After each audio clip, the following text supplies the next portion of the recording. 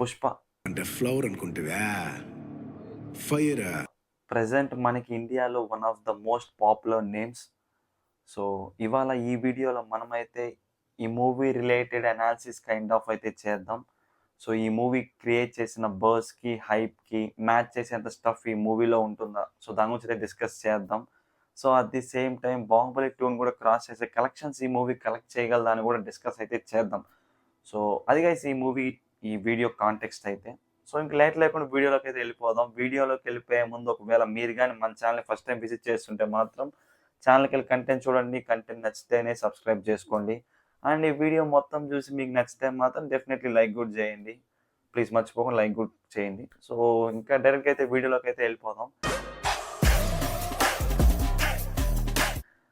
ఇనీషియల్గా ఈ movie related stuff release అయింది మనకి టీజర్ ద్వారా అనుకుంటా. సో ఇప్పుడు దాకా ఈ మూవీ రిలీజ్ అయిన కాంటెక్స్ట్లో బెస్ట్ థింగ్ అంటే మాత్రం ఈ టీజర్ అసలుకి. దాంట్లో మనకి అల్లు అర్జున్ గారి పర్ఫార్మెన్స్ కానీ, ఆ కైండ్ ఆఫ్ చీర కట్టుకొని ఆ కైండ్ ఆఫ్ ఎక్స్ప్రెషన్స్, ఎవ్రీథింగ్ పర్ఫెక్ట్గా అయితే ఉంటుంది. ఎస్పెషల్లీ మనందరికి తెలుసు ఈ రీసెంట్ టైమ్స్లో డిఎస్పి గారు అయితే అవుట్డేటెడ్ అయితే అయిపోయారు, తన బ్యాక్గ్రౌండ్ స్కోర్స్ అవన్నీ కూడా.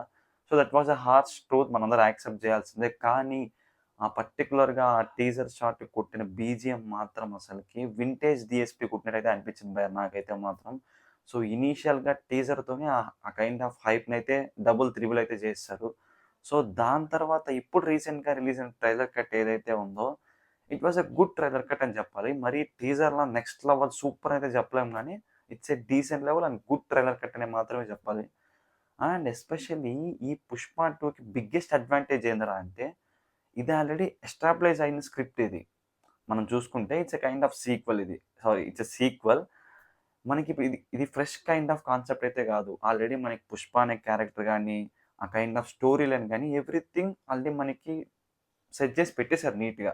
సో ఇప్పుడు దీన్ని ఆ పాత్రలో నీట్‌గా తీసుకెళ్ళగలిగితే చాలు. ఇంక కొత్తగా మళ్ళీ ఎక్స్‌ట్రా ఏం చేయాల్సిన అయితే అవసరం లేదు. దాన్ని ఏమాత్రం డిస్టర్బ్ చేయకుండా ఆ పాత్ లైన్‌ని ఎక్స్‌ట్రా యాడ్ ఆన్ చేసి చూపిస్తే, అట్‌లీస్ట్ తోపు లెవెల్ ఎఫర్ట్ పెట్టకపోయినా కూడా, ఒక డీసెంట్ కైండ్ ఆఫ్ ఎఫర్ట్ పెట్టినా కూడా మూవీ మాత్రం నెక్స్ట్ లెవెల్ అయితే అయిపోద్ది. సో అది మనకి ఈ మూవీకైతే బిగ్గెస్ట్ అడ్వాంటేజ్ డెఫినిట్‌గా. ఇంకా ఈ మూవీ హైప్ విషయానికొచ్చేస్తే, అసలింక ఈ మూవీ హైప్ అని ఇంక ఏమని చెప్తాను, ఇంక అసలకి ప్రీవియస్‌గా మనకి ఆ 'బీహార్' ఈవెంట్ చూసి నాకైతే మైండ్ అయితే మింగిందసల. पुष्पा को गोली और बंदूक बंदूक के साथ फर्स्ट डे और फर्स्ट शो के साथ स्वागत किया जाएगा। गोली और बंदूक के साथ, अरे बिल्कुल एकदम जश्न मनाया जाएगा। అరే! ఇదసలు బాలీవుడ్ ఫిల్మ్ గాదు. ఏంట్రా అసలకి మన తెలుగు మూవీకి ఈ రేంజ్‌లో అసలకి హైప్ రావడం అంటే, అప్పుడెప్పుడో 'బాహుబలి'కొచ్చింది ఈ రేంజ్ హైప్. ఆఫ్‌కోర్స్ రీసెంట్ టైమ్‌లో 'త్రిబుల్ ఆర్'కి, 'కేజీఎఫ్‌కి అండ్ మన 'కల్కి'కి గూడా వచ్చింది గానీ, ఈ రేంజ్ హైప్ క్రియేట్ అవ్వడం అనేది మాత్రం నెక్స్ట్ లెవెల్ మ్యాడ్‌నెస్ అసలకి. అండ్ మొన్న మనకి ప్రీ రిలీజ్ ఈవెంట్‌లో మనకి రాజమౌళి సార్ గూడా చెప్పారు. నేను ఆల్రెడీ బన్నీకి చెప్పాను కొన్ని ఇయర్స్ బ్యాకే, నార్త్‌లో నీ ఫ్యాన్స్ అయితే వెయిట్ చేస్తున్నారు నీ మూవీస్ కోసం, నువ్వు పాన్ ఇండియా ఫిల్మ్ తీయాలనేసి. బన్నీ గారికి నార్త్‌లో ఉన్న క్రేజ్‌కి మొన్న జరిగిన 'బీహార్' ఈవెంటే పర్ఫెక్ట్ ఎగ్జాంపుల్. 3 ఇయర్స్ అయిందా? ఇప్పుడు 2 ఇయర్స్ అయిందా? ఎన్ని సంవత్సరాలు అయిపోయిందో? 3 ఇయర్స్ సుక్కు. సో 3 ఇయర్స్ తర్వాత పుష్ప 2కి బన్నీతో చెప్పాల్సింది ఏంటంటే, ఈ సినిమాకి ఎటువంటి ప్రమోషన్ అవసరం లేదని. Not needed. బికాజ్ మొత్తం ఇండియా మొత్తం ఆర్ ప్రపంచంలో ఇండియన్స్ ఎక్కడ ఉన్నారు అందరూ కూడా ఆల్రెడీ టికెట్లు కూడా కొనేసుకుని ఉంటారని అర్థమైపోతుంది. సో అది 'పుష్ప 2'తో ఇంకా డబుల్, త్రిబుల్ అయితే అవ్వచ్చు. ఒకవేళ ఈ మూవీకి గాని యునానిమస్ టాక్ పడితే మాత్రం మూవీకి. అండ్ ఈ మూవీకి ప్రీ బిజినెస్ కూడా చాలా గట్టిగా అవుతుందసలకి. ఇప్పుడు రీసెంట్‌గా రిలీజ్ చేసిన ఏ మూవీతో కంపేర్ చేసినా కూడా. సో మినిమమ్ ఒక డీసెంట్ టాక్ వచ్చినా కూడా మూవీకైతే మాత్రం 1000 క్రోర్స్ అయితే కేక్ వాక్ అయిపోద్దింకా. ఇంకా యునానిమస్ పడితే మాత్రం డెఫినెట్‌గా 1500 టచ్ చేసినా ఇంకా షాక్ అవ్వాల్సిన అవసరం అయితే లేదు.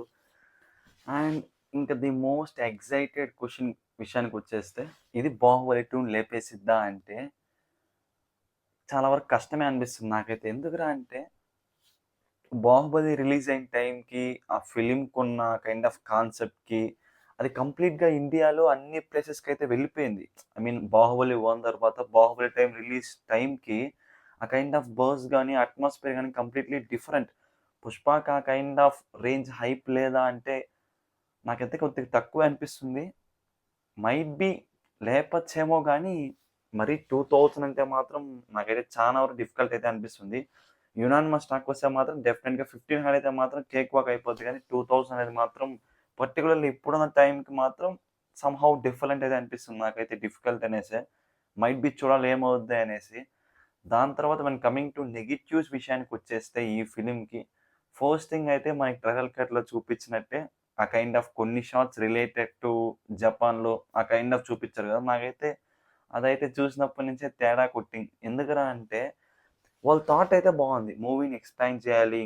ఇంకా బిగ్‌గా కన్వర్ట్ చేయాలి. ఇంకా థర్డ్ పార్ట్ కూడా వస్తుందంటున్నారు. 'పుష్ప ద ర్యాంపేజ్' అని సంథింగ్ ఏదో.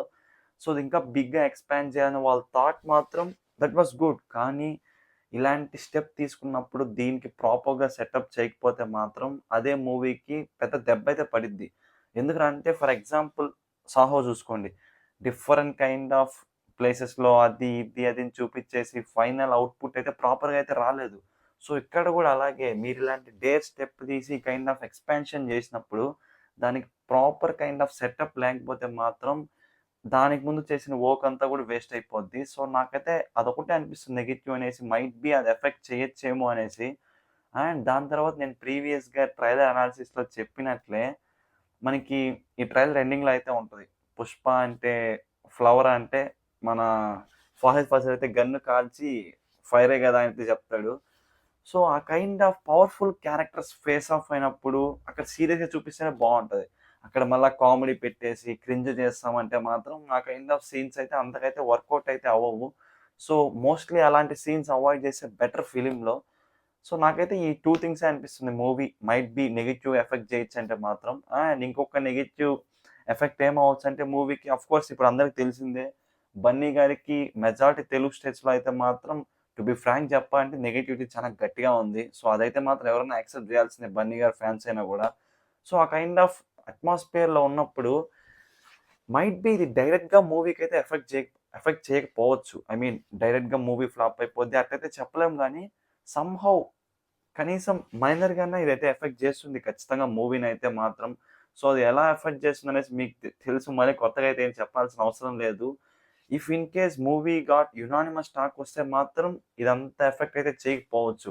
లేదు ఒకవేళ మూవీకి గాని నెగెటివ్ టాక్ వస్తే మాత్రం అప్పుడు దీని ఎఫెక్ట్ అయితే మనకి గట్టిగా అయితే కనిపిస్తుంది.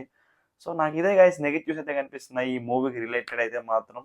అండ్ ఇంకా సాంగ్స్ విషయానికొచ్చేస్తే ఇంక నాకైతే పెద్దగా అయితే ఏం మాట్లాడాలనిపించట్లేదు. ఎందుకురా అంటే ఈ మూవీకి అసలకి ఏదో పెట్టాలనేసి బలవంతంగా ఇరికిచ్చినట్టయితే ఉంది సాంగ్స్. మీకు చూస్తే అర్థమైపోద్ది ఫస్ట్ పార్ట్‌కి, సెకండ్ పార్ట్‌కి ఆ సాంగ్స్ అనేవి ఆ కైండ్ ఆఫ్ సిమిలర్‌గా అయితే ఉన్నాయి. నాకైతే ఈ సినిమాలో ఐ మీన్ ఈ పార్ట్ 2లో అయితే కట్టుపన్న సాంగ్స్ ఒక 2, 3 పడేలా అయితే ఉన్నాయి. ఐ మీన్ సీన్స్‌తో సంబంధం లేకుండా సాంగ్స్ బలవంతంగా ఇరికిచ్చే సాంగ్స్ అయితే 2, 3 ఉంటుందేమో అని అయితే గట్టిగా అయితే అనిపిస్తుంది. సో, నాకైతే సాంగ్స్ మీద అయితే అంత పెద్ద హోప్ అయితే లేదు.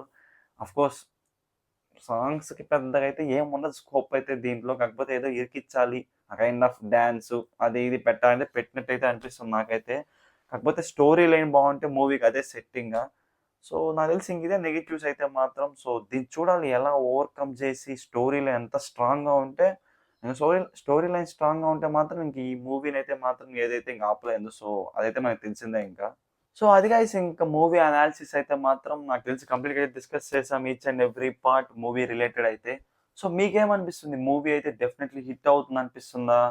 సేమ్ 'పుష్ప 1' ఏ కైండ్ ఆఫ్ ఇంపాక్ట్ క్రియేట్ చేసిందో ఈ పార్ట్ 2 కూడా ఆ కైండ్ ఆఫ్ ఇంపాక్ట్ క్రియేట్ చేసి పార్ట్ 3కి ఒక పర్ఫెక్ట్ సెటప్ అవుతుందనిపిస్తుందా? లేకపోతే దెబ్బేస్తుందనిపిస్తుందా? సో, మీకేమనిపిస్తుందో కింద కామెంట్‌లో అయితే చెప్పండి. So, that's it for this video guys. మీరు గాని వీడియో ఇక్కడి దాకా చూసినట్లయితే మీకు నచ్చినట్లయితే ప్లీజ్ లైక్ చేయండి. అండ్ మీ థాట్స్ ఏముందో కూడా కింద కామెంట్ సెక్షన్‌లో అయితే చెప్పండి. అండ్ మనకి ఛానెల్‌లో నెక్స్ట్ అయితే మూవీ రివ్యూ కూడా రాబోతుంది. So, stay tune guys. Yeah! That's it for this video guys. See you guys in the next one. Bye by.